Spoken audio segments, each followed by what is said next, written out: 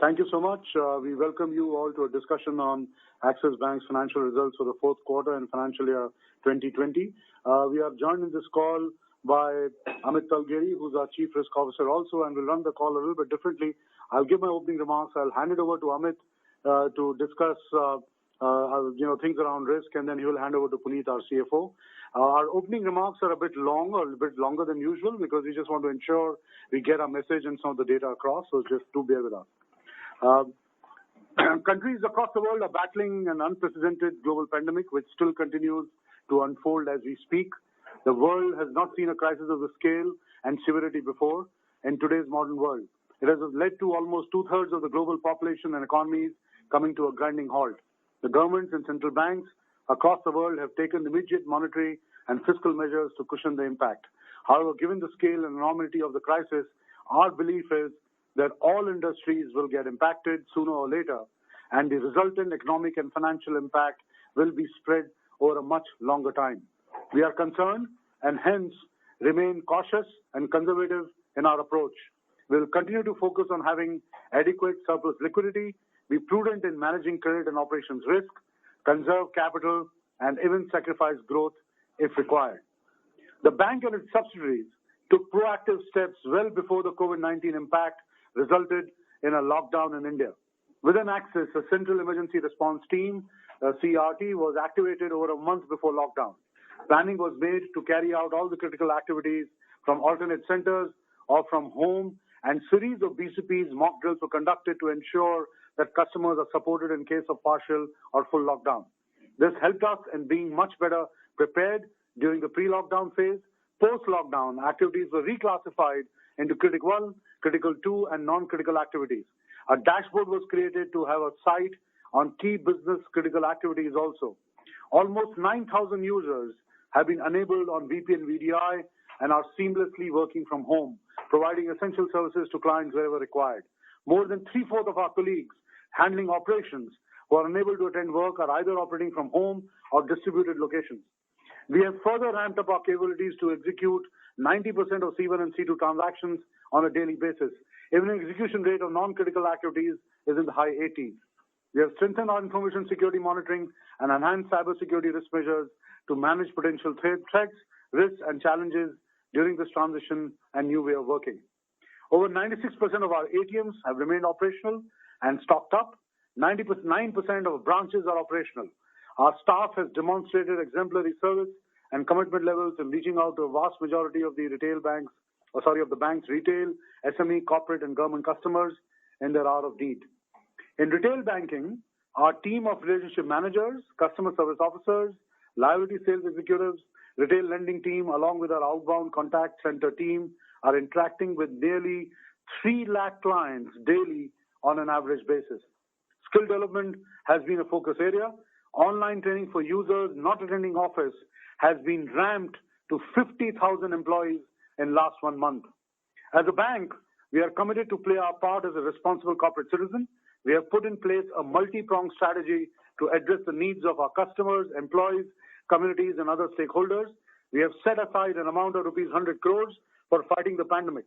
We waived certain customer charges even before this was mandated by the regulator so that our customers could access banking services closest to their homes. The bank has encouraged its employees to contribute a day's salary, with Axis Bank matching the employee's contribution, and this money will be donated to PM CARES Fund. In this context, we are also privileged to be given the mandate to collect donations for the PM CARES Fund.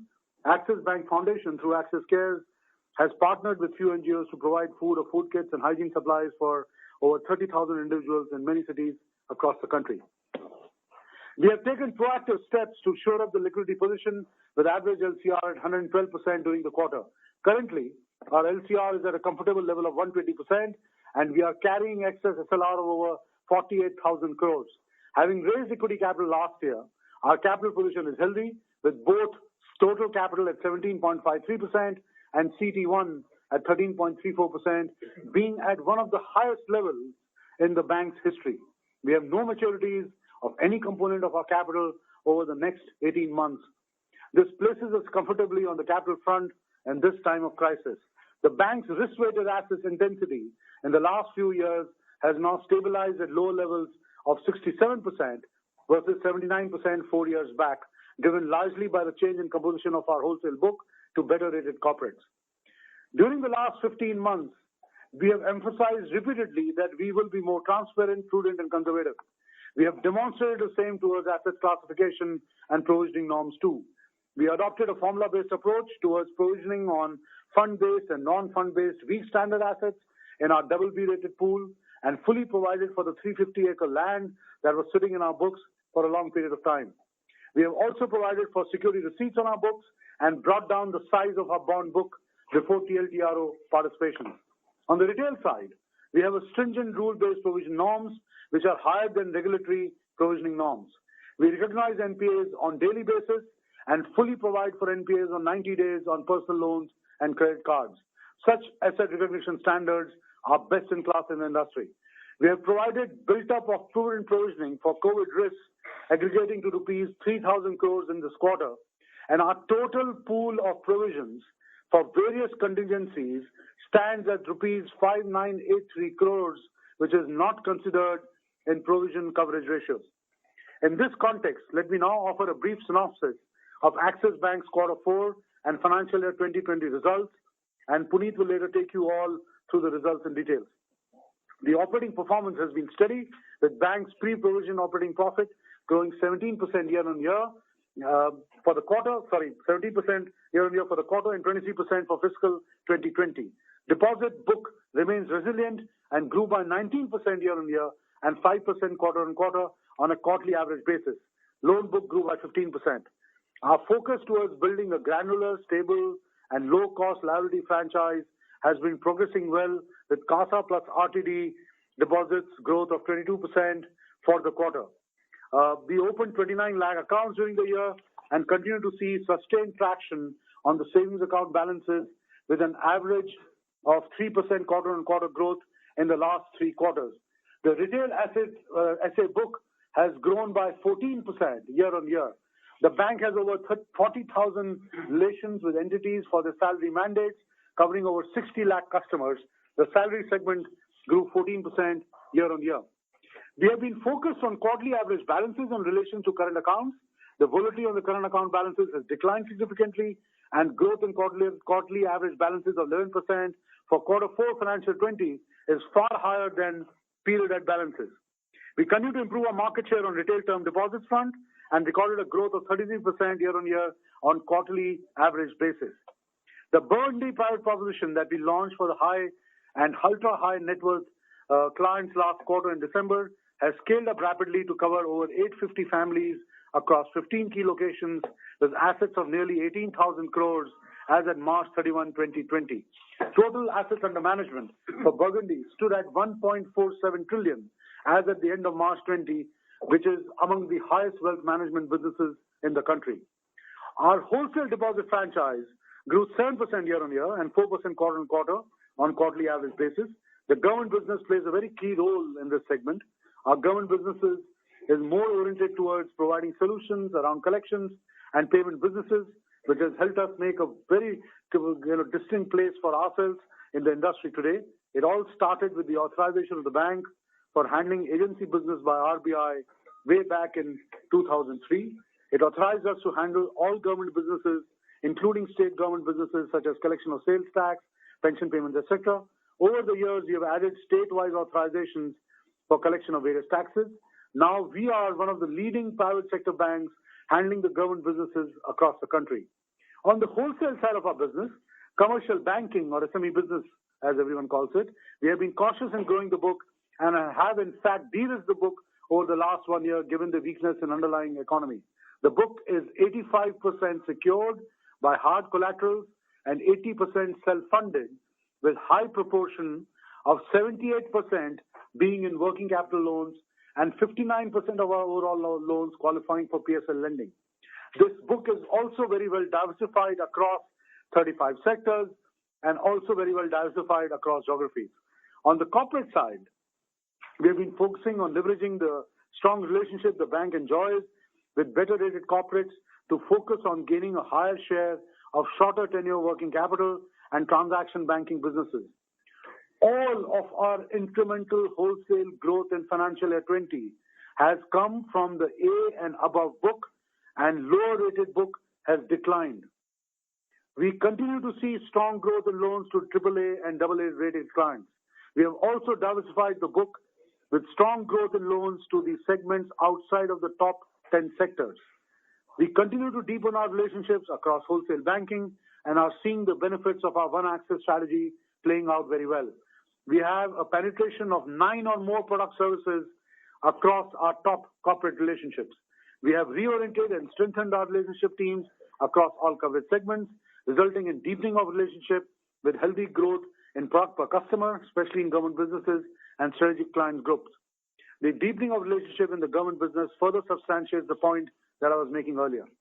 On the non-SLR investment side, we have actively participated in the recent TLTRO auctions and have used the liquidity to acquire high-quality corporate assets at attractive yields. We have limited our investments under this book to AAA, AA rated corporate issuers. Being the number one DCM bank in the country, we have played an important part in bringing liquidity into corporate bond market while helping us reinforce our client franchise. On the retail side of our business, the book over the years has diversified significantly in terms of product offerings, but continues to remain largely secured and stands at 80% of the book, dominated by vanilla home loans at 35%. The bank's strategy in retail lending has been built around cross-selling to existing customers. Again, the entire personal loan book is sourced through salaried customers. The bank has been leveraging its strong data analytics engine and robust proprietary risk models and scorecards to drive superior underwriting in unsecured lending to salaried customers. Our focus on analytics help us drive cross-sell to the bank's existing customers through database programs. Database programs utilize big data-led analytics coupled with robust risk framework and contributed 63% of unsecured personal loans to salaried individuals and business loans to self-employed and 70% of new credit card accounts in financial year 20. As the business and operating performance suggests, quarter 4 was not materially impacted by the COVID-induced lockdown situation. We did see an overall impact on our fees for the quarter due to the lockdown. From a risk mitigation standpoint, the bank is adopting different interventions designed for various business lines in wholesale and retail. On a broad basis, the approach includes further tightening of the portfolio risk thresholds, enhancing origination standards, and increasing frequency of monitoring. Our risk teams have proactively stress tested all our portfolios across 3 key scenarios: base, moderate, and stress. Amit will later in the call give you extensive insights about our bank risk management practices and stress tests at the bank. The countrywide lockdown and its resultant impact of a severe lockdown in the economy will be widespread and will take time to normalize. Given the size and reach of the bank across various borrower types, sectors, and geographies, it will reflect in our numbers too. Among other things, we expect the fee income growth to slow down and provisions to increase materially. The COVID-induced slowdown will delay this normalization of our corporate stress pool, and we would expect that there would be further downgrades into the BB pool during financial year 21. We are better positioned now than we were in the past, as our coverage ratios on existing NPA book is 69%. And obviously, this number does not include the 5983 crores I talked to you about earlier. Our digital banking effort has been progressing well, and we have more than 5,400 highly skilled employees working in that space now across our digital and fintech platforms in the group. We remain focused on creating fully digital end-to-end journeys for our customers using advanced analytics and intelligent automation across business operations. These investments are starting to show tangible results across the bank. During the quarter, 74% of our savings accounts opened were through tab banking, 66% of fixed deposits, and 53% of new mutual fund SIPs were acquired digitally. On the retail asset side, 48% of personal loans and 41% of credit cards were sourced digitally. We continue to maintain strong market share position in UPI and have one of the best rated mobile apps in the country. Axis Bank Limited and Axis and Max Financial Services Limited today announced the signing of definite agreements to become a joint venture partners in Max Life Insurance Company Limited. Axis Bank will hold 30% stake in Max Life post-transaction closure, thus making Max Life a 70-30 joint venture between MFS and Axis Bank. The proposed transaction is subject to approval of requisite corporate and regulatory authorities, including RBI, IRDAI, and CCI. The development will result in a mutually beneficial and enduring relationship between Axis Bank and Max Life and bring the stability of a long-term partnership to India's fourth largest private life insurance franchise. The two companies have had a successful business relationship for over a decade, providing long-term saving and protection products to over 19 lakh customers. The total premium generated through this relationship has aggregated to over rupees 38,000 crores. To enhance customer trust further and highlight the strength of the partnership, Max Life's tagline will now include the Axis Bank name. On the One Axis side, I'm very pleased to share that the progress on scaling up our subsidiaries is firmly on track. We have made significant senior talent infusions across our subsidiaries in Axis AMC, Axis Capital, Axis Finance, and Axis Securities, our retail brokerage business. Axis Finance is on track to start diversifying its loan book and becoming a consumer-focused lending company. Axis AMC has been doing exceedingly well and has built up an extremely strong competitive position on the back of its standout performance track record across its product basket. It has maintained its position as the fastest growing AMC among the top 10 players and is now the 8th largest player with over 5% share in industry AUM. Within equity funds, Axis AMC has built up an industry-leading franchise and is at the number one position in terms of incremental net sales last year and fourth position in terms of overall AUM on 31st March. Axis AMC added more than 2.1 million customer portfolios, a growth of over 54% from last year, and grew its monthly SIP book by more than 82% in the last year. Axis Capital continues to maintain its leadership position in equity capital markets business.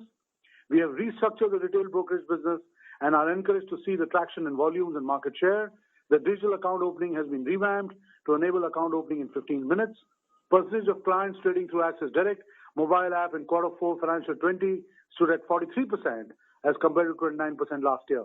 Online market share has increased from 2.6% last year to 4% in March 20.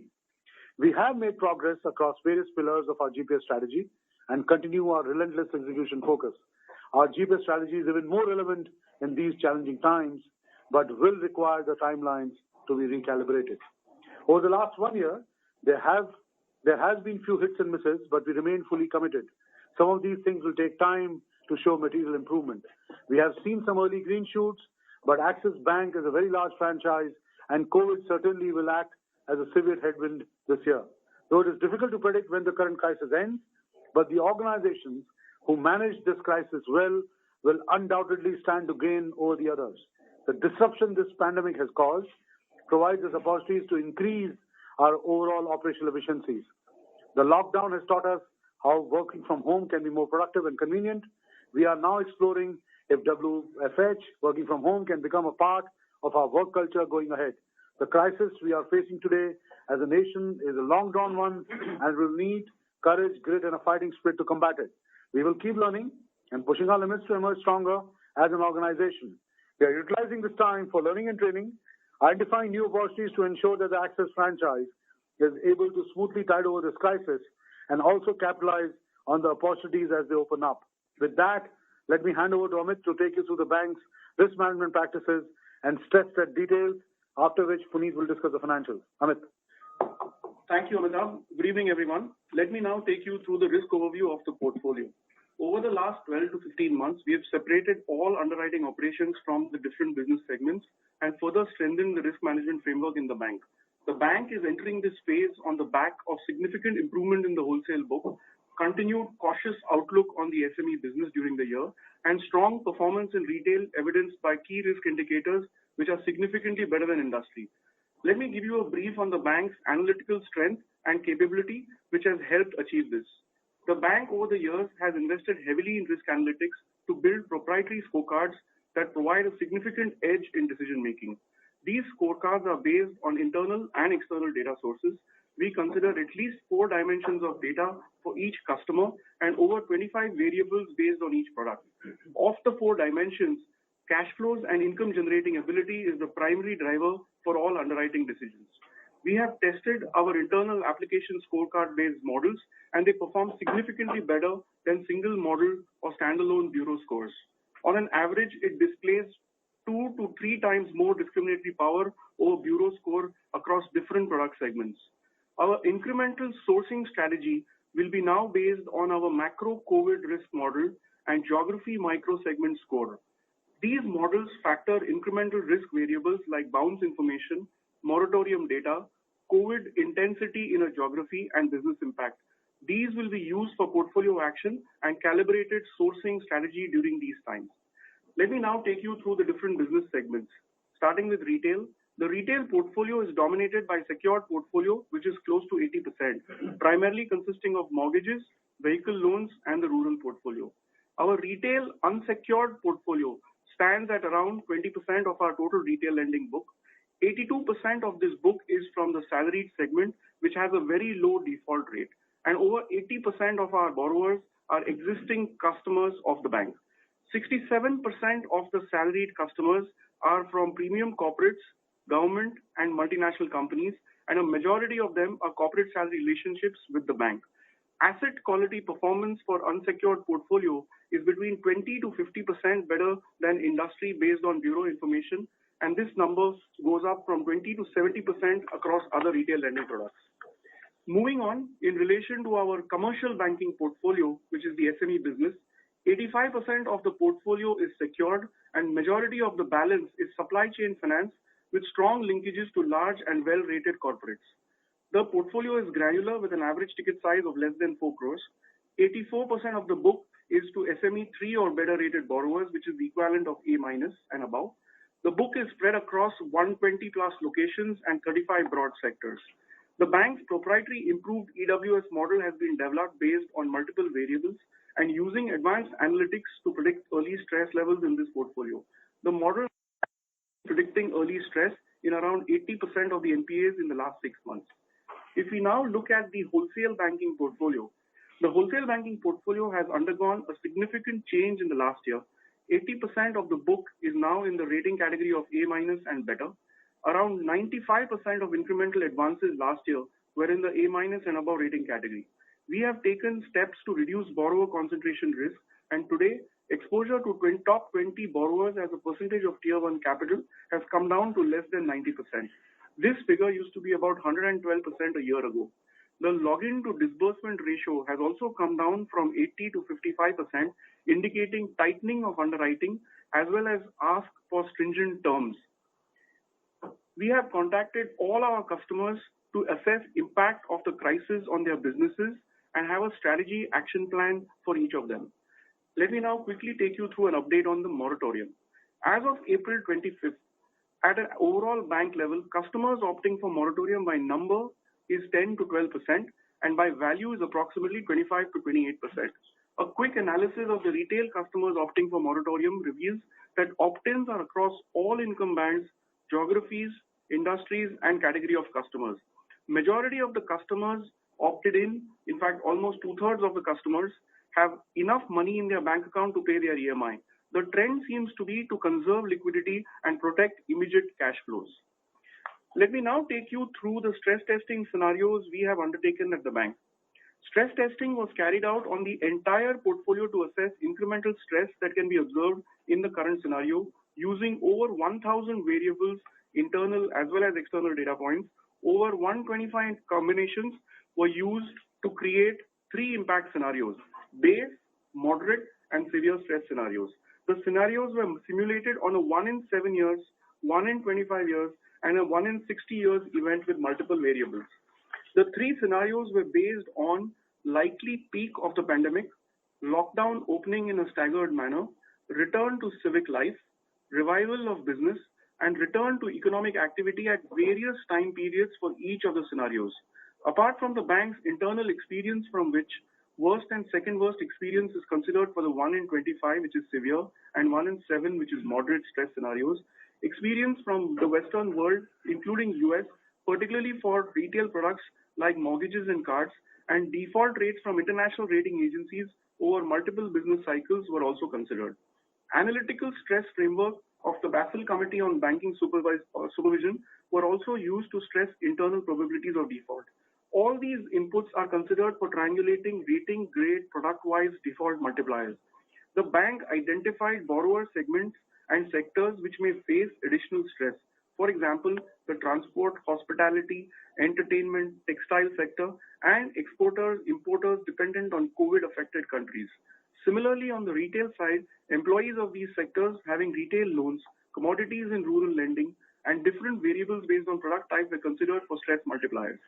Additionally, in order to get a grounds-up view to consider the impact of COVID-related shock on the portfolio, we also carried out a bottoms-up approach in identifying vulnerable portfolio.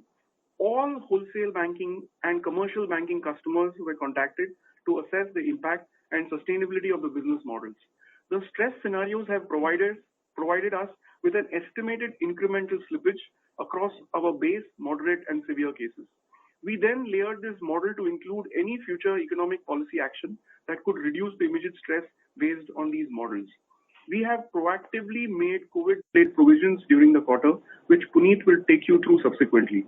It is important to note that the situation is evolving and it is difficult to ascertain the exact impact on the portfolio due to COVID-induced lockdown. Considering the conscious portfolio choices we have made in favor of secured nature of lending in the retail and SME book, higher rated book in corporate, and higher share of salaried and existing bank customers in the unsecured book, which we discussed earlier, the prudent provision created does provide strength to the balance sheet. We will continue to assess our portfolio on an ongoing basis. Thank you. Let me now hand over to Puneet. Thank you, Amit. Good evening, ladies and gentlemen. Thank you for joining us this evening. I will discuss the salient features of the financial performance of the bank for Q4 FY20 and financial year ended 31st March 2020, focusing on our capital and liquidity position, growth across our deposit and loan franchise, our operating performance, and asset quality and provisioning. To start with, our capital and liquidity position. Our capital adequacy ratio is at one of its highest levels in the last 10 years, and we are carrying adequate liquidity buffers. We believe this places us in a strong position in the current uncertain times. Our capital adequacy ratio is 17.53% and our CET1 ratio stands at 13.34%. The bank has invested in Yes Bank shares in Q4 pursuant to the reconstruction scheme aggregating to rupees 600 crores. The investment has prudently been treated as an AFS investment for the purposes of capital adequacy computation. If the said investment was classified as HTM, which is reflective of the inherent characteristics of the investment, the overall capital adequacy ratio and CET1 would improve by 14 basis points. Our focus on having adequate surplus liquidity is reflected in our current LCR ratio, which is at 120% levels, and our excess SLR stands at 48,463 crores. Our deposit book has remained resilient. We prefer to focus on quarterly average balances instead of month-end balances for our liability franchise. Total deposits on a quarterly average basis grew by 19% YOY and 5% Q1Q. If we decompose the growth in deposits, then on a quarterly average balance basis, our CA, which is current accounts, grew by 11% YOY and 7% Q1Q. Our SA grew 13% YOY and 3% Q1Q. Our retail term deposits grew 33% YOY and 7% Q1Q. Our overall loan book grew by 15% year-on-year, with granular retail assets continuing to be the key driver of our loan growth.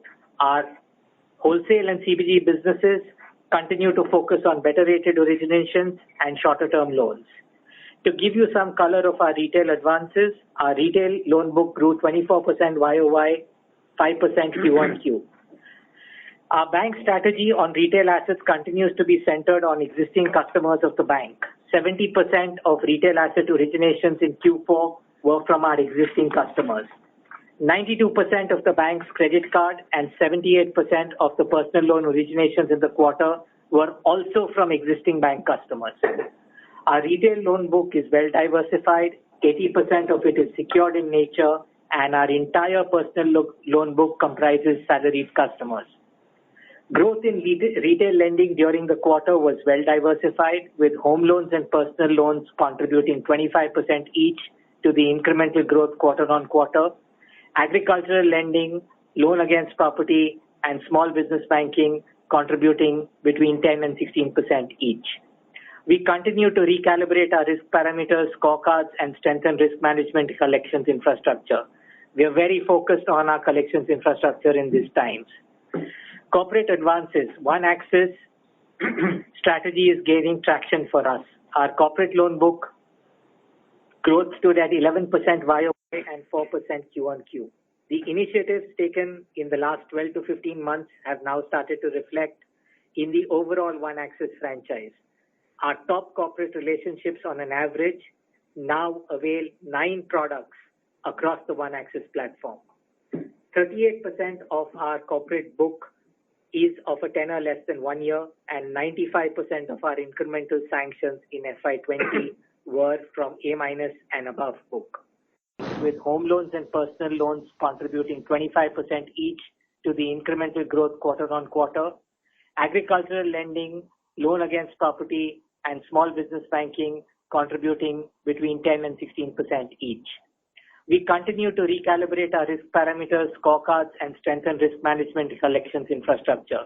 We are very focused on our collections infrastructure in these times. Corporate advances, One Axis strategy is gaining traction for us. Our corporate loan book growth stood at 11% YOY and 4% Q-on-Q. The initiatives taken in the last 12 to 15 months have now started to reflect in the overall One Axis franchise. Our top corporate relationships on an average now avail 9 products across the One Axis platform. 38% of our corporate book is of a tenor less than 1 year, and 95% of our incremental sanctions in FY20 were from A- and above book. Our total standard fund and non-fund based investments outstanding in NBFCs is 23,507 crores. 83% of the same is rated A or above. Our real estate exposure is 17,730 crores, 50% of which comprises LRD. We have a small MFI portfolio of 5,791 crores. Small and medium enterprises business, which is our commercial business, comprises 85% secured portfolio. It's well diversified, and 78% of the book is of a tenor less than 1 year. Our SME loan book degrew in the year by 6%. The book shrinking is attributable to our cautious stance on supply chain finance. Our medium enterprises group and small enterprises group was flat on a YOY basis. Our operating performance. Our operating performance has to be read in the context of 2 key items, one of which impacts the performance for the current quarter. And I will start with COVID provisioning. In these uncertain times where there is lack of clarity on when normalcy will return and the extent of economic impact the crisis will have, we have chosen to be prudent and conservative. Let me substantiate this statement. We have not taken any benefit of the relaxation that the Reserve Bank of India has provided in relation to the dispensation of extended resolution period for additional provisioning required under the June 7, 2019 circular. We have made the entire 10% provision on all loans greater than 0 days overdue for which moratorium was granted and asset classification benefit availed or would be availed over the moratorium period.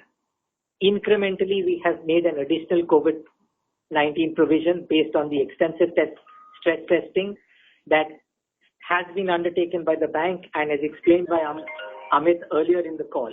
The cumulative value of provisions made in Q4 on account of the above is 3,475 crores.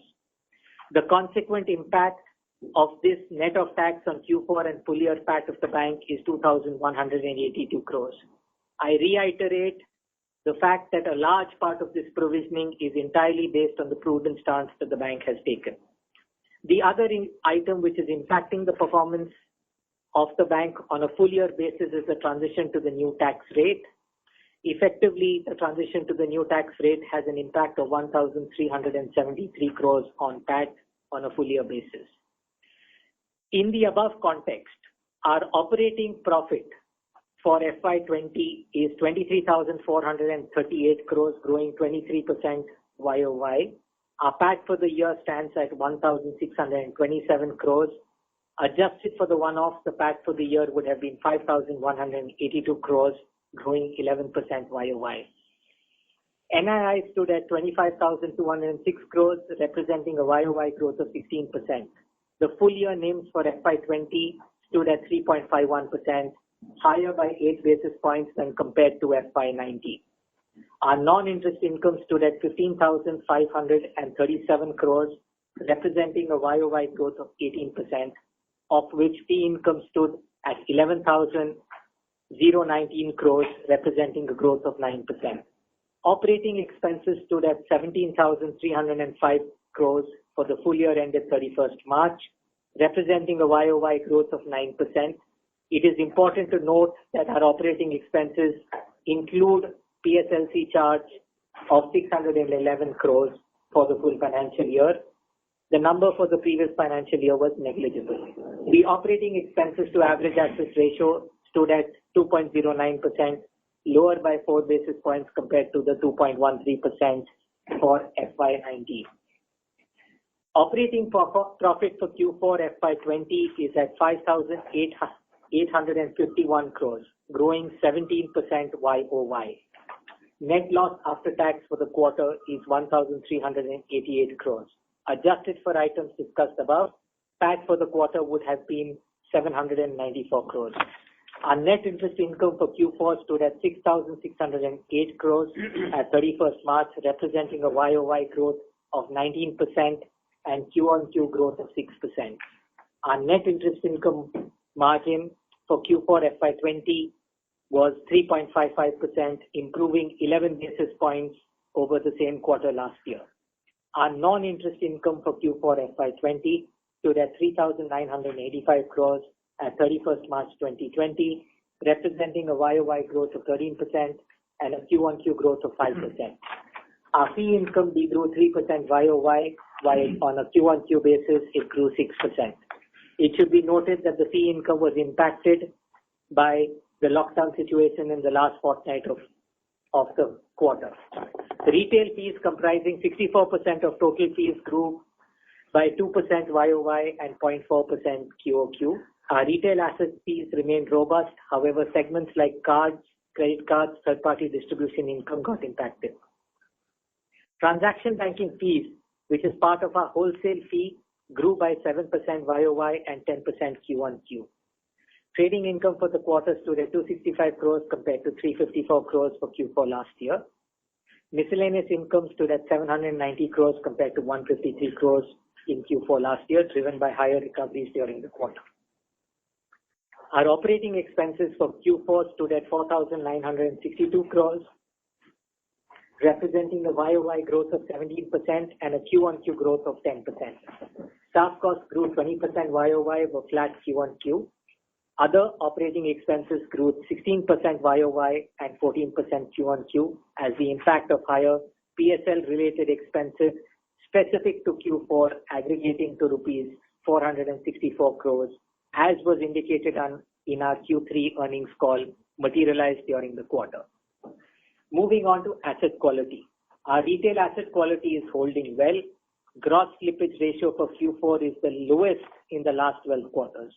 Provision coverage excluding technical write-offs improved to 69%. With technical write-offs, that number now stands at 83%. Our net NPA stands at 1.56%, declining 0.53% over the previous quarter. The bank's net NPA plus BB book as a percentage of customer assets improved by 70 basis points YOY, i.e. from 3.4% as at March 19, it fell to 3% in Q3 FY20 and now stands at 2.7%. The gross NPA ratio stands at 4.86 and our net NPA ratio stands at 1.56, an improvement of 14 bps and 53 bps respectively from the end of Q3 FY20. We have made the segmental gross net NPA and PCR ratio disclosure on slide 37.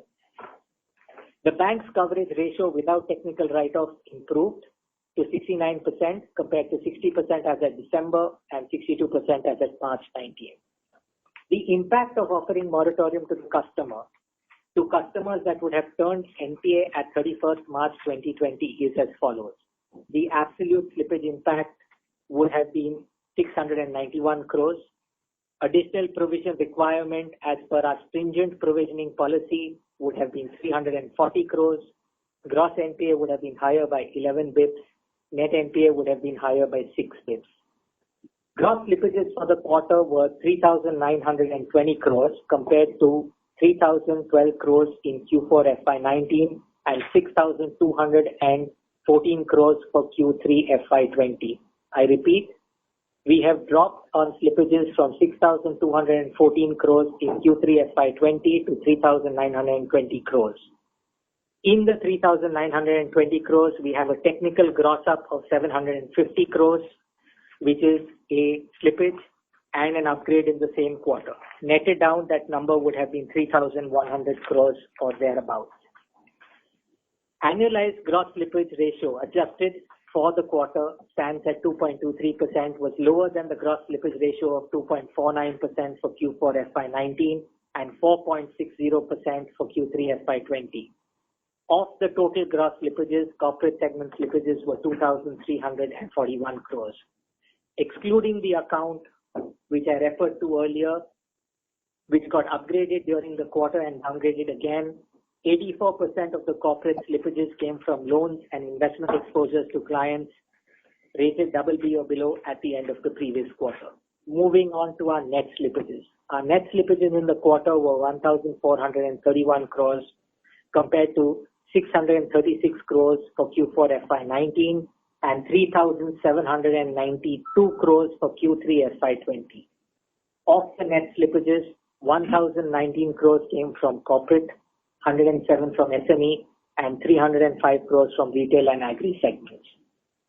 The bank has a provision coverage ratio excluding technical write-offs of 69% as on 31st March 2020.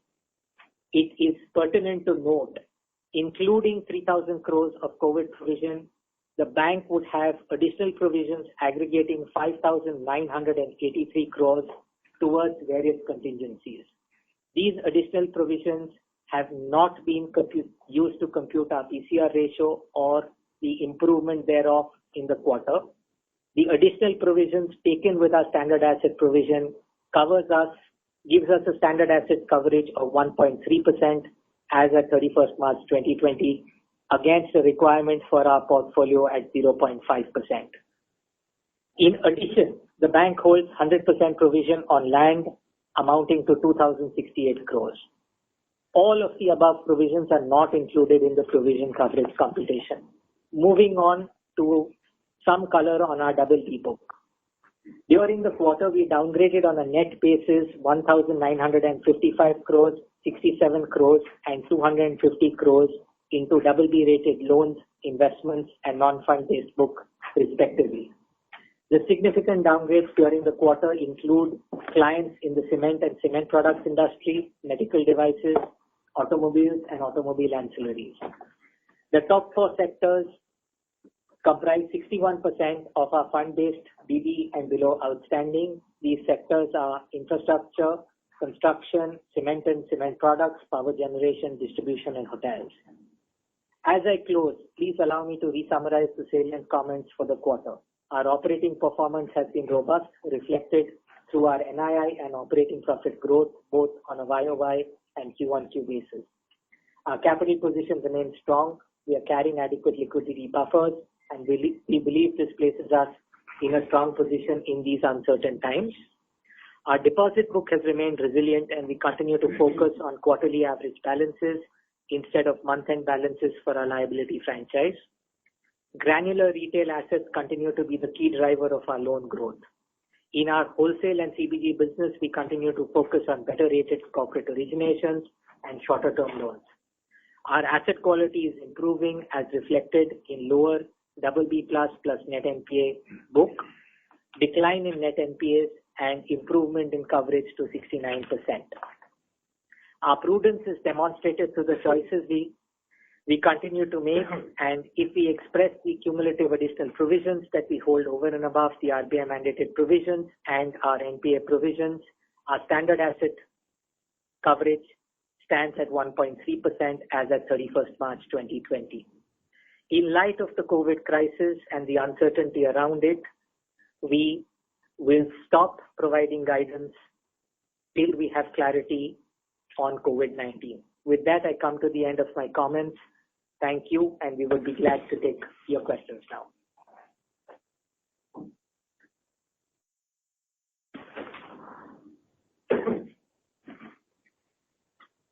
Thank you very much. Ladies and gentlemen, we will now begin the question and answer session.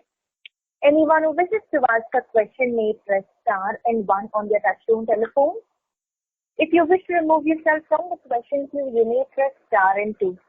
Participants are requested to use handset while asking a question.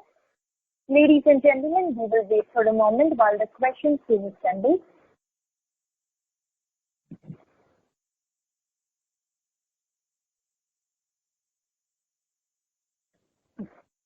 We take the first question from the line of Mahrukh Adajania from Elara Securities. Please go ahead. Yeah, hi. I had a couple of questions. The first one is that how comfortable would you be with the quality of your international book? Hi, Mahrukh. As you know, the international book as a conscious strategy, we've been reducing our international book. We've just reviewed our international book. When I say we, the coverage team as well as credit, we've identified some vulnerable assets there, but all exposures there are part of our BB portfolios, etc. Just to clarify, you would be aware that we have over the last 1 year shut down or in the process of shutting down our Hong Kong, Shanghai, Colombo, and now in the process of shutting down our UK office. So we have identified international as an area where we need to be more sharply focused than before. And I think given what is going on, that has worked quite well in our favor because the exposures in most of these branches has been transferred to GIFT and in many cases brought down. So that's precisely what we are doing. Okay. And the moratorium amount of 28%, that would be on the whole book, is it? Because then that looks a bit higher than it looks higher than other banks. Yes, it is on the whole book. It is definitely, we believe, not higher than the others. We have been doing our checks, informal checks in the banking industry. We believe that we are as comparable to the peer set banks, not all the banks, peer set banks. Please also understand that the reporting date for this data is as of April 25th. So, the people are continuing to use continue to use moratorium as we progress and this lockdown continues. So different people are giving different data at different points in time. Some of them are only giving the number of people or number of borrowers who have used it. Some are giving the value. We have given the data just to be categorical, both in terms of number of people and value, and it is as of April 25th. Informal check shows us that we are very well placed across our entire portfolio in terms of what the moratorium numbers are looking like. And by the way, we followed a different strategy across different asset classes. In case of wholesale and commercial banking, it was an opt-in. And in case of retail side, it was an opt-in for some asset classes and it was an opt-out for some asset classes. So we have followed depending on what would be the right thing to do. That's how we have gone about it. And would you be giving a moratorium to NBFCs as well? Well, till now, RBI had not permitted the banks to give any moratorium to NBFCs or MFIs. There is a clarification which the governor has given in a speech. So the NBFCs have approached us. We will evaluate it and see whether a moratorium is to be given or not. We have not reached that stage yet. All right, and just one last question. Let me have, as of now, not a single NBFC has been given moratorium by us. Nobody has even approached us. This doesn't cover some microfinance institutions who are classified as NBFCs. There we might give a moratorium. But in the normal NBFCs or HFCs, we have not given any moratorium so far, nor have we been approached. Okay, that helps. And just one last question. What would be the moratorium provision, that is provision on overdue loans that have opted for moratorium? Let me ask Puneet to answer it. So we break the moratorium provision into three parts. One is, let me give you color in terms of how we've looked at the moratorium provision to start with. We have taken all assets that would have been classified as NPA as of 31st March and considered them for the moratorium provision. We have taken all assets that were more than 0 day overdue on the day moratorium was granted and considered, and where asset would have slipped even in April and May, and considered them for moratorium provision. Our moratorium provision has been made at the full 10%, not taking regulatory dispensation. To give you the numbers, if I had taken moratorium provision only on the NPA book, my requirement for moratorium provision would have been 73 crores at the full 10% number. If we took it on all greater than 0 overdues, my requirement would have been 560 crores. The cumulative COVID provision made by the bank as on date is 3,000 crores. In addition to that, we have not taken the dispensation on 7th June, which has resulted in an additional provision of 475 crores. So 3,475 crores is the cumulative provision we have made against a regulatory minimum ask of 73 for NPAs and a regulatory minimum ask of 560 for moratorium on all overdue loans. Okay, thank you. Thank you. Thank you. We take the next one from the line of Abhishek Murarka from India Infoline. Please go ahead. Hello. Go ahead, please. Yeah. Good evening. Thanks for taking my question. So I have 3 questions. One, in the Max deal, when you acquire, 30% in Max, how does that affect your relationship with Bajaj that you have, recently started? And would you continue with open architecture as well? The second question is around this again. Is there any specific regulatory dispensation which allows you to purchase 30% or up to 30%? Or is it subject to, approval, as in there's no existing regulatory guideline? And the third question is around this COVID. You've given a lot of details. I just wanted to know that between the 3 scenarios that you have worked out, which scenario have you used to make the provision, and what is the sort of increase or decrease that would have been there in the provisions if you had taken a more adverse, increase in provisions if you have taken a more adverse scenario? So let me try to answer all the 3 questions. You first asked this, as far as the Max acquisition is concerned, what is the impact it has on our current relationships. Please understand that as a bank, we distribute products of all kinds of third parties, and this applies across life, general, and health insurance also. We will continue to maintain those partnerships. It requires a mutual fund. It goes on and on. We will continue to maintain our partnerships with all the partners. LIC is a very important distribution partner for us. And obviously, we signed Bajaj as another distribution partner. We have similar relationships of those kinds across health and non-life also. So those partnerships will continue. What this Max relationship does is that we have signed a long-term distribution relationship with them. And in lieu of that, we have been offered a stake in Max Life. And that's precisely what this whole deal is all about. You asked whether there is a clear dispensation from RBI to buy a 30% stake. We have to approach RBI formally with a deal to get the approval for whatever stake we end up buying. Yes, we are in touch with RBI on a regular basis, but RBI will not opine on anything till they see a definite deal on the table. So as we have stated in our press release also, this deal is subject to approval of regulatory authorities, including RBI, IRDAI, and CCI. So we will obviously approach them, and we hope to work with them to get to the objective which we are looking at. Obviously, regulator has a very important role and a say in that. You talked to us about what have we assumed in our scenarios and how does it relate to COVID provisions. Please understand that our scenarios are based on certain assumptions which we have made about some factors which Amit listed out. How long the lockdown will last, how long will it take for the economic activity to come back, when will things come to normal, etc., etc. And obviously assumed more stress scenario from base to moderate to severe. As far as we are concerned, as we stand today, it is very, very difficult for us to predict which of those scenarios will play out. We don't know, based on what the market talk we are hearing, whether the lockdown will be lifted, when it will be lifted, where it will be lifted. We today know that most of the plants are not operating. They're operating at low capacity. There's not enough labor available. If the labor is available, there are not enough people available to transport it. Or if the transportation is available, there are not enough people to upload it or unload it.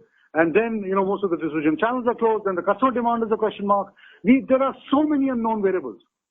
What we know is that when we look out of our window, the economic activity has come to a halt, and as the lockdown continues, there is absolutely no doubt that we will see stress build up in the system across both the wholesale and the individual customers. So as we stand today, we believe and we thought that it is very important for us to do the right thing, which was to take some kind of prudent provision. Obviously, it is linked to our base scenario. We are not going to discuss the base scenario because then you'll start, advising us as to what that base scenario should be. That's not what we are doing here. But based on what we know today and based on what in all likelihood we believe is going to happen, we have taken a prudent provision of 3,000 crores. And we believe that is the right thing to do, and that's precisely what we have done. As I stated earlier in the answer to the other question, we are not seeing anything in our portfolio today across wholesale and retail or our SME side of the business, which is telling us that our portfolio is behaving worse than our peer banks. But we believe it's the right thing to do, so we have gone and done it. Sure, appreciate that, Amitabh. But sort of just wanted to know what is the sort of sensitivity for the next adverse scenario that you might have, and also within this 25 to 28% of customers who have taken moratorium, if you can share any sort of sectoral color, as in how many percent, what percentage in, let's say, mortgages or unsecured, that will be very helpful. Let me start by saying that we have gone and talked to, our trade people have gone and talked to every wholesale and SME customer.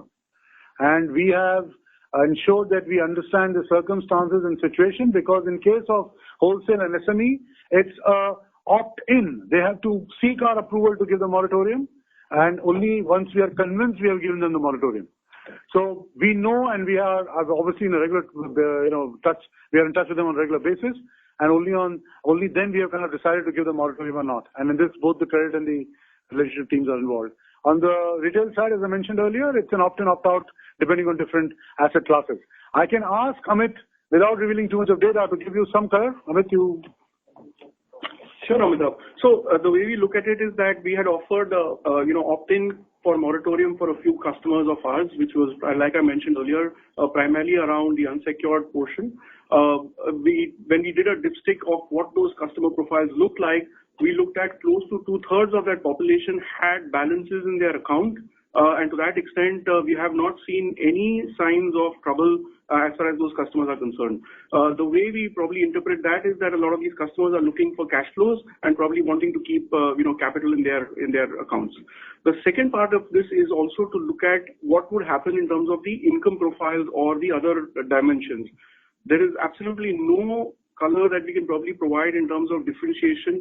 The opt-in requests have been across income segments, across geographies, across salaried segments, across all category of employers. Okay. All right. Thanks a lot for taking my question. I'll come back in the queue.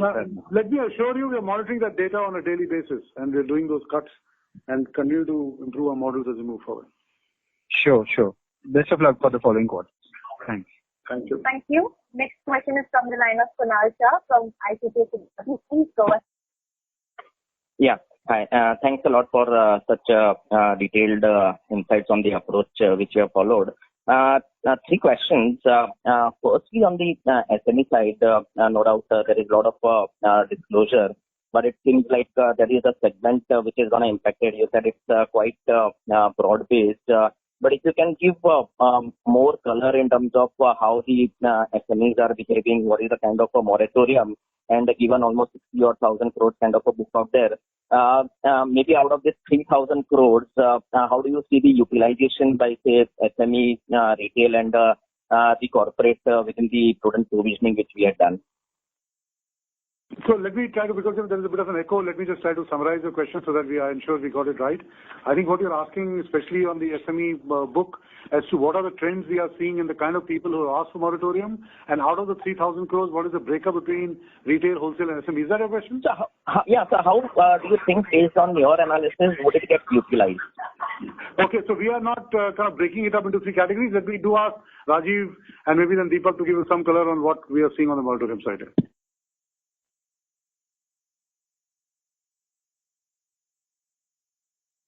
So to start with, Amit again here. To start with, I think as Amitabh mentioned, we've actually started the exercise by ensuring that we contact every single corporate and SME customer to understand what the issue is on the ground, number one. Number two, it is not an automatic default moratorium that we've offered all of these customers. It goes through a process where the coverage and the RM teams are actually figuring out what this customer wants. Credit is having a look at each of those proposals and only then offering the moratorium. Now, if I look at what kind of numbers we are really looking at, clearly the ballpark number has been in the region of 24 to 25%, like I mentioned, at a value level. It's slightly higher, obviously much higher on the commercial banking side. Again, there is no differentiation in terms of the industries. It's across industry segments. And the only thing which I can probably tell you is that what we've looked at is some of these customers are also the good customers from a early warning signals point of view. And while we don't give too much of disclosure around that, but let me assure you, one of the things we're also tracking very closely is that what is the differential cash flows that some of these customers will have in the next 3 to 4 months, and that's something that's getting tracked very closely from a moratorium point of view. Okay. So any color how the behavior of SME portfolio would be compared to current run rate of NPLs? Particularly SME. Let me give you a quick color on the fourth quarter. Frankly, if you look at our NPLs coming out of the SME book in the fourth quarter, it is one of the best quarters we have had, for a long period of time. So firstly, let me just tell you that I think the performance of our team in terms of ensuring that we manage our book very actively, especially the NPL side, has been quite solid in the fourth quarter, and our numbers show that. I'll ask Puneet to give you the numbers. In the meantime, Rajiv can give you some color on what we're expecting the SME book, and I'll give you the numbers in a second. The book itself is one.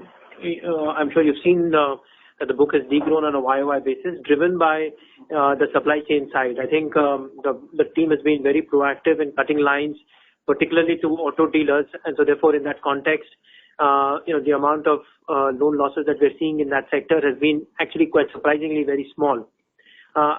The fact that we have been able to reach out to the entire map book list, which is about almost 20,000 customers over this period, has given us confidence that what we've been able to do in really the second half of the year in terms of pulling back, thanks to some very, very strong collection efforts, gives us confidence as we go forward. However, what you've been hearing so far is the fact that COVID is the big uncertainty that we're working through, and I do believe that this part of the business will get impacted, and we are watching this very closely. From a data point perspective, our gross and net slippages are lowest that we have seen in the last 8 quarters. The gross slippage for the quarter was 387 crores, and our net slippage for the quarter was just 107 crores. Sure, thanks. 2 more questions. Surprisingly, no comment in terms of the efficiency and the productivity, and I think that has been one of the key delta to ROAs, which we have highlighted earlier. So what are the steps which we are taking in this kind of a situation to manage the cost and bring in productivity? So as I stated in my remarks, that obviously we are using this time to ensure that our people remain productive. I mentioned a couple of data points to you that on the retail side, for example, we are having 3 lakh interactions with our customers on a daily basis. A lot of them are driven by our RMs themselves. It is not that the customers are calling us in. These are calls going out from the Axis Bank relationship franchise on just the retail side alone. You just heard we talking about how we have approached every wholesale and SME customer over this time period. There is a certain rigor and rhythm which we are working with across the Axis Bank franchise. So first, continuous contact is being made. Because of the fact that we made continuous contact, the kind of feedback we have got from our customers is raving positive feedback. That thank you so much for contacting us. Number three, obviously we are looking at our costs, and asking questions on a literally zero-based budgeting perspective, that what are the costs we can look at and cut. So there is an initiative which is going on in the bank at this point in time, and hopefully the impact of those initiatives will flow in the next couple of quarters. We have also rolled out certain key decisions we have taken on the HR side in terms of increments, promotions, variable payouts, etc., etc. And one of the important elements there is that we are also looking at how we can control our hiring and actually look at more productivity rather than anything else. I mentioned to you that there are 9,000 people who are working on VDI, VPN. We believe, based on what the vendors are telling us, is the highest number of connections amongst the banking system on people who are working from home. So I think as a bank, we have responded exceedingly well to the crisis, because I think we triggered the emergency response a bit earlier. And obviously the whole team has come together to ramp up and create a work from home environment, which is working quite well for the organization as we speak. Again, the numbers will bear it out in the next couple of quarters, but we are quite happy with where we stand today. Sure. And just one last question. The granular breakup on the rating profile, both within the corporate as well as SMEs, I think we have clubbed it, say, up to SME 3 and above, and even on the corporate side, we have clubbed it. So, particularly on BB portfolio in the corporate and SME 3, which is the significant chunk, have you seen any kind of the increased proportion out there? So as we clarified in the call that, a very large number of the incremental wholesale book is coming from A- and above. I think Puneet gave you the data point. On the SME side, let me ask Raji to give it. But again, a big portion of the book is coming from SA 1 to 3, which is a very good quality set of customers. Raji, here. In fact, 70% of our incremental book on the corporate side is AA and better. And this is not something that is that's played out this quarter. This is a number that has been between 65 to 70% for the last 1 year. So clearly, you can see that the rate of growth on our BBB book, which is 84%, the rate of growth on our AA book, which is 25%. So clearly, you can see that we are going up the rating scale on the wholesale side. It's a very similar sort of number on the retail side as well. And as a result of that, we're talking about the flow, but the stock of the book, Amit spoke about the fact that the wholesale book itself is now in excess of 80%, which is single A and better. Okay. Yeah. Thanks a lot. Sorry. On the SME side, 85% of the book is SME 3 and better. No, only SME 3 proportion, because that's quite significant chunk within this SME 3 and above. Because that is more vulnerable to the downgrade. So that's the only reason maybe I'm asking if there is any deterioration which is there in SME 3 in particular. No, it's the way to look at that is SME 3 we would classify as the equivalent of A minus. So it is still deep within the investment grade.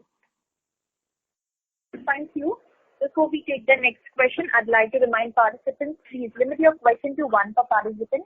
You may come back in the question queue if you have a follow-up.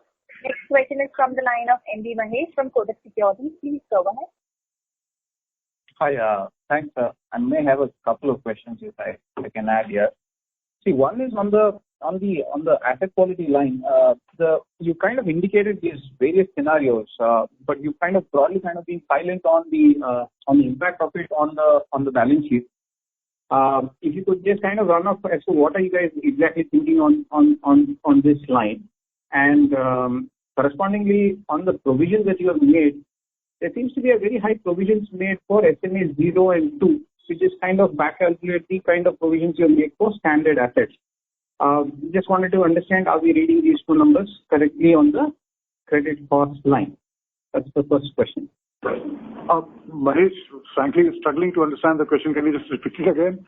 So you indicated these various scenarios, right? The base case scenario, but you're not kind of given some clarity as to how are you looking at it in terms of it translating into a an event of credit cost in each of these scenarios or NPLs that you're looking at? Just kind of understanding as to how are you looking at that numbers as well? Well, if we had linked it to a very specific scenario, we would have defined it for you and said this is the number and this is the provision we have made. We have obviously stress-tested it. We have looked at how it would play out.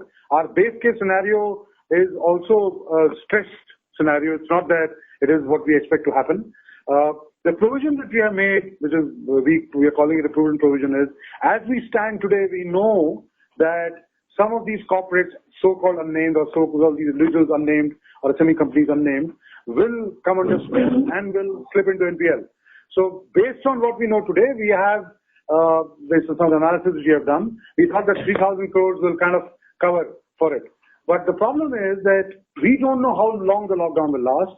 We don't know when the lockdown will be lifted, in what form and shape, how will the economic activity revive. So I would like you to kind of keep these two scenarios to some extent, or these two things slightly separate. There is a prudent provision which we have made based on what we believe we can see today and all the commentary which you're hearing in the market. And then we have done some stressing of the scenarios, and there are some numbers therein. And obviously, as the crisis plays out, and if we believe that it is moving towards the stress, we might be required, as we have said in our comments, we might be required to make more provisions, which we will come and make. Based on what we know today, we have gone and made this provision. So, to mix the two would be mixing two wrong things, is my view. Okay, perfect. And the provisions you made of 1338 crores for standard assets for the quarter, if you just kind of back calculate and just kind of remove the incremental assets put for the quarter, the number which seems to be made for overdue accounts seems to be fairly large. Are we reading this number correctly? So let me explain the number. You've correctly pointed out that our standard asset provision for the quarter is 1,328 crores. Of the 1,328 crores, 1,118 crores is the provision that we have made with respect to the regulatory requirement under the April 17th circular. The April 17th circular 1, we have made the full 10% provision against the ask of 5%. Second, we have made the provision on all NPAs where we took asset classification benefit. I had provided a number of 691 crores as part of my earlier comments. And the balance is for any account that was overdue, even by 1 day. As at 31st March, for which moratorium was granted, we have gone ahead and provided 10%. That is what is aggregating to this number. So if you try and back compute an absolute slippage number or a gross number, it won't tie back. It's just the way that we've chosen to be prudent about the provision, and the entire number has been taken in the quarter. Perfect. Thanks. My second question is to Pralay. Pralay, given the fact that about 65% of your customers have taken the benefit of moratorium, how are you kind of looking at FY21 in terms of growth? And also the critical portfolios like cards, if you could just kind of give some color as to what would be the implications of it during the course of this financial year. Thanks. Mahesh, you clarify, you said 65% of our customers have taken. Where did you get that? I thought that's what you indicated in the early part of the call, right? In your retail customers, 2/3? 25%, not 65%. What we said is 10 to 11% by number and around 25% by value. Even in the retail? Whatever in the retail, whatever I know of in the industry, I'm pretty fluent to what's happening in the industry. This is similar in most of the other banks, including the large banks. Okay, perfect. Okay, sorry. And let me rephrase the question again. April 25th. Also you have to see there are 2-3 things which is happening. One is numbers. And to give you some color, certain businesses which are large number of customers, their moratorium is lower. And certain businesses, number of customers are lower, but values are higher. Their moratorium is higher, but not necessarily moratorium means bad. Sometimes I wonder that people who have not taken moratorium are better, or people who have taken moratorium is better. That's number one. In credit cards and some of the other businesses, what happens. The second thing is which time point we are talking about. We are talking about 25th April. And the third one is value. So I find it extremely difficult having a look at all the numbers to derive anything out of this moratorium. There are too many complexities. Moratorium, quality of ABC classification of the moratorium, size and ticket size of the moratorium, FOIR of the moratorium, this CIBIL score of the moratorium customers, which kind of businesses they are in. And I mean, there are various factors which has to look at it before coming to a conclusion. For example, when you look at some of the moratorium cases where what is our average balance of those customers in our savings account, they are anywhere between 2 to 3 times of the EMI amounts in our very savings balance itself. So, I mean, there are so many colors to it. And then there is another joker in the pack is what is the check bounce and who are the people who are not paying or revolving the fast payment into a revolving base. So, to make anything out of this moratorium and check bounce is very difficult at this stage, in my view. Even I am not able to calculate this. Correct. Well, the question is that given these uncertainties, just wanted to understand how are you approaching this year from a disbursement standpoint, both on the secured as well as unsecured. That's the direction of the question. That is very clear, boss. We will move more and more towards the secured business this year, and on unsecured, I have been talking about it for a while. We have upped our credit score and our credit, bar significantly higher, especially as we go into credit cards and some of the unsecured businesses. And this we have been doing for the last 6 to 9 months.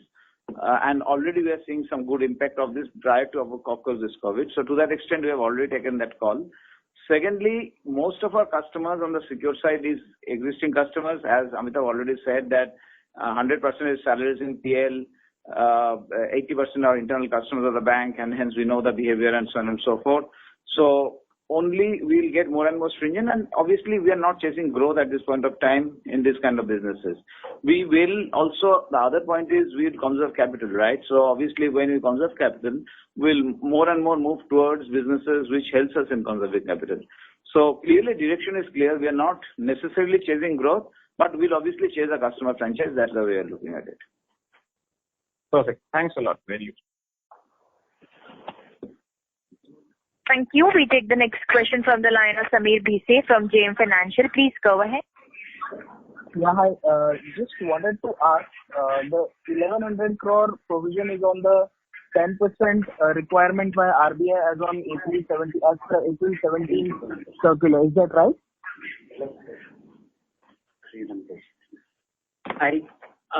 I'll break up our provision on COVID into the 3 segments.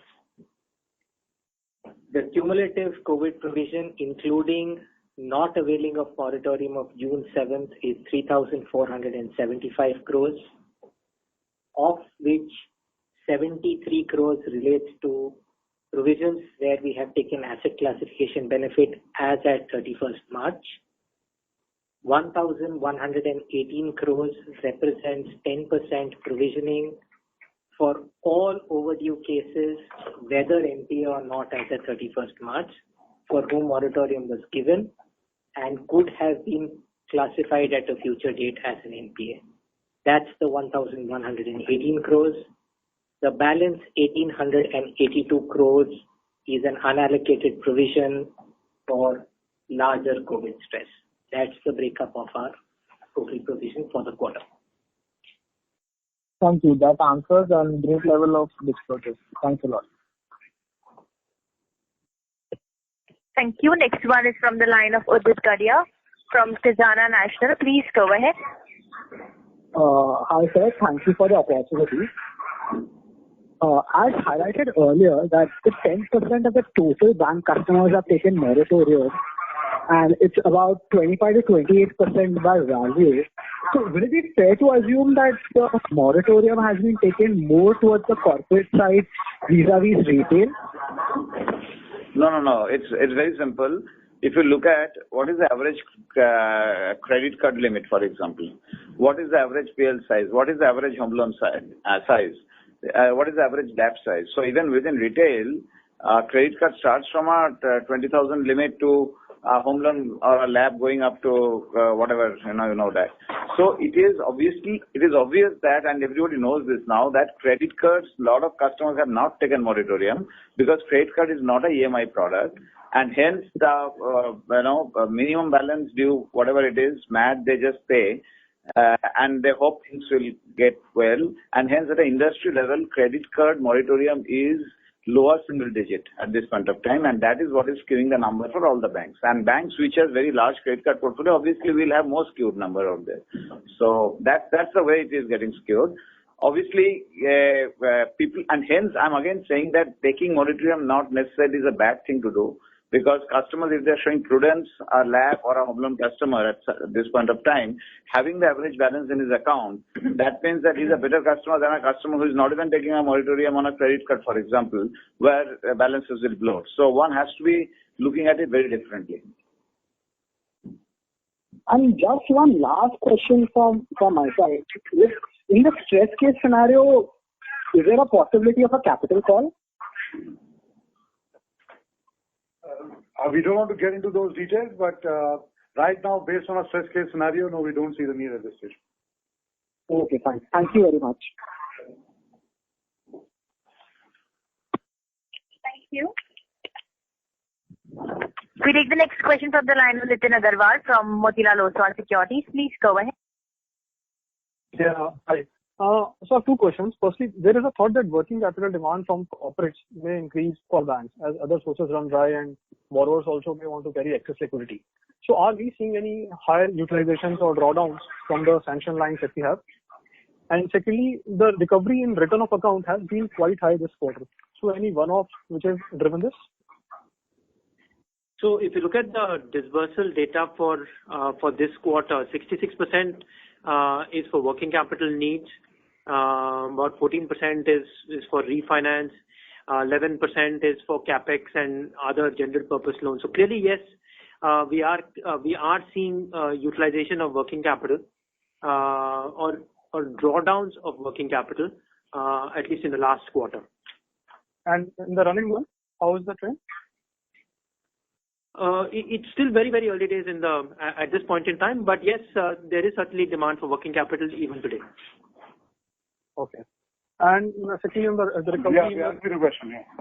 Yeah. In terms of the recovery, yes, you're absolutely right. The recovery for the quarter is large, but in the 654 crore number, we have one large case that got resolved for 350 crores.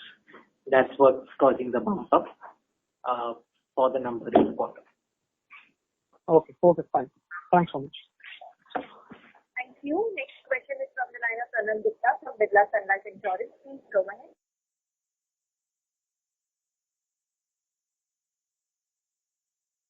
So Pranav Gupta, your line is unmuted. Please go ahead. Hello.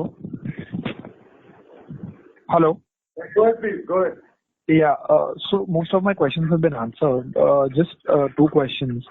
Firstly, if we look at our provisions for loan loss, X of the additional provisioning that we have done, is still, much higher than how we've been doing it over the previous quarters. Is this?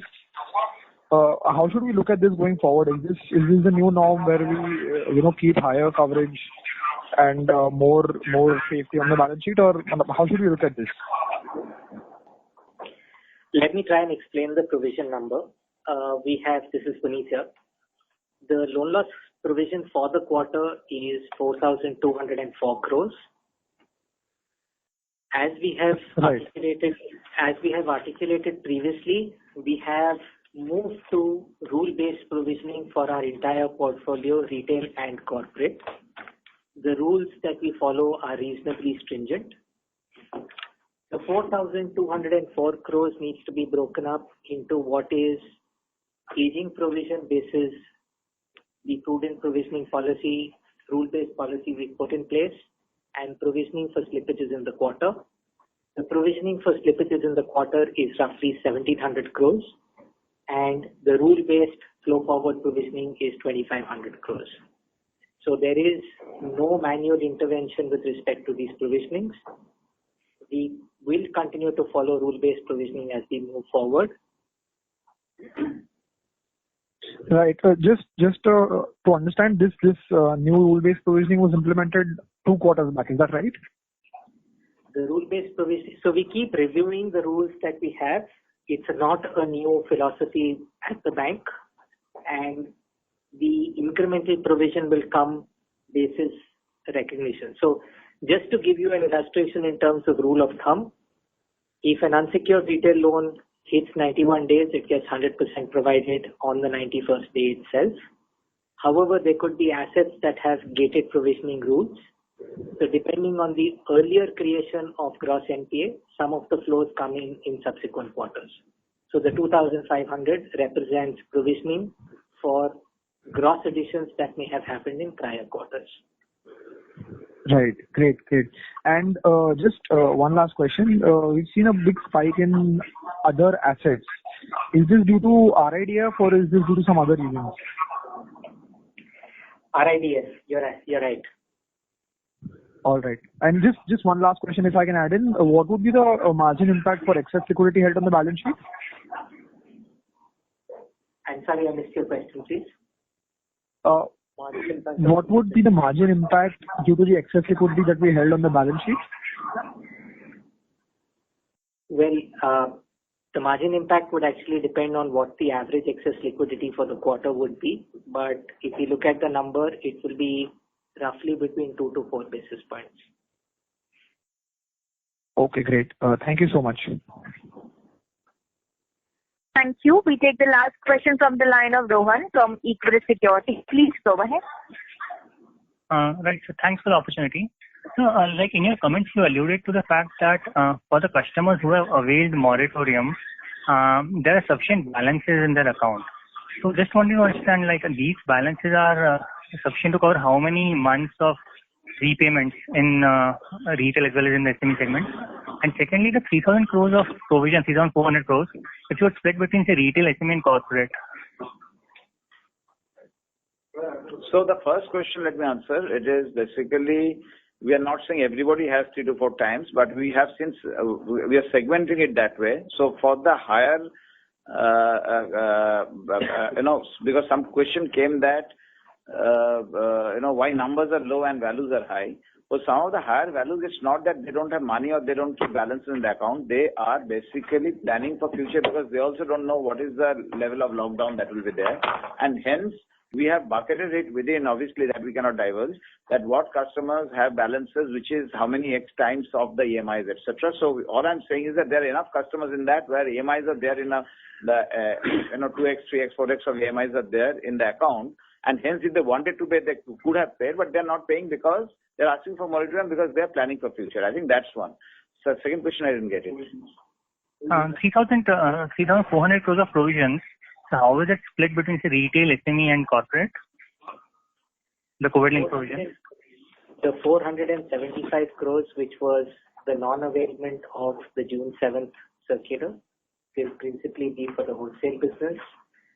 The balance 3,000 crores is a pool that we are currently carrying, of which 1,882 is unallocated as on date. So we're carrying it on a portfolio basis towards risk that we foresee on the portfolio. Right. So this, in case we can split this 1,882 among the 3 categories, retail, SME, corporate, if possible. Just to understand how. So currently we have done this analysis on a portfolio basis and we are not allocating this on a segment basis. We will continue to hold it as unallocated till we see further clarity on COVID-19. Sure, sir. And so just lastly, like among the comments you mentioned that with the early warning signal models that we have implemented, we were able to predict NPAs with almost 80% of the NPAs earlier. So what kind of measures have we been able to take on those predictions? Were we able to ensure lower LGDs, and how will the approach change in this environment on those kind of predicted stress pools? So just to give you a quick answer on this one, the way these stress test models work on the EWS as well is that we have looked at each of those customers to see what actioning alerts that we need to pull out.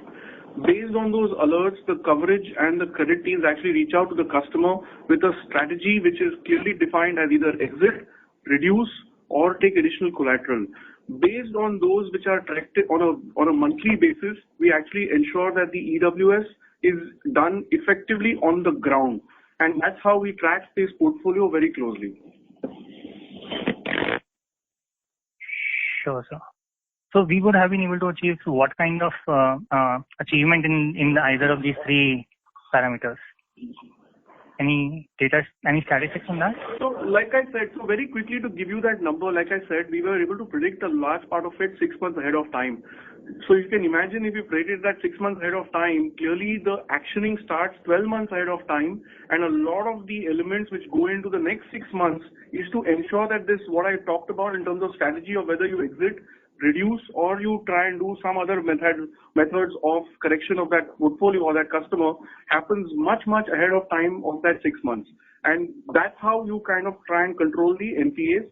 Some of them also ensure that you do a lot of advanced collections calls on some of those customers as well to bring down that number. Thank you. Well, ladies and gentlemen, that was the last question for today. I would now like to hand the conference over to Mr. Puneet Sharma for closing comments. Thank you, and over to you, sir. Thank you, everyone, for taking the time and your patience on the call. Have a good evening. Thank you. On behalf of Axis Bank, that concludes this conference. Thank you all for joining. You may now disconnect your lines.